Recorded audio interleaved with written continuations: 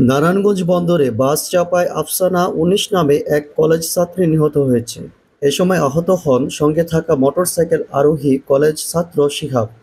বিল্লাল হোসেনের প্রতিবেদনে বিস্তারিত।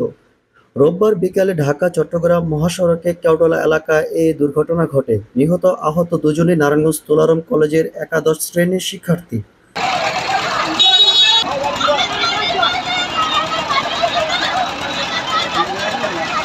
নিহত আফসানা বন্দরের মুসাপুর ইউনিয়ন পরিষদের বালিগাঁও গ্রামের আনোয়ার হোসেনের মেয়ে।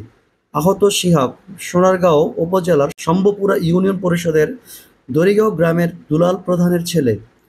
কাশপুর হাইওয়ে থানার ওসি কাজী ওয়াহেদ মোরশেদ জানান, একটি মোটরসাইকেলে দুইজন শিক্ষার্থী বাড়ি ফেরার পথে ঢাকা-চট্টগ্রাম মহাসড়কে বন্দরের কেওডলা এলাকায় পৌঁছালে দ্রুতগামী একটি যাত্রীবাহী বাস পিছন দিক থেকে চাপা দেয়। এ সময় কলেজ ছাত্রী আফসানা ছিটকে পড়ে বাসের চাকায় পিষ্ট হয়, ঘটনাস্থলে মারা যায়। আহত হন কলেজ ছাত্র শিহাব। ঘাতক বাসটি আটক করা হয়েছে, মামলা প্রক্রিয়াধীন। তোমরা কি ছিলা? আমরা বাইকে ছিলাম, আমি বাইক চালাইতেছিলাম। দুইজন সাথে মেয়েটা মারা গেছে, কি হয় তোমার? ফ্রেন্ড হয়, কলেজ ফ্রেন্ড। কই গেছিলা? কই কলেজে গেছিলাম। কোন কলেজ এটা? তুলারাম কলেজ। নারায়ণগঞ্জ তুলারাম কলেজে পড়ো না? ওই মেয়ের নাম কি? মেয়ের নাম আফসানা। আর তোমার নাম? শিহাব।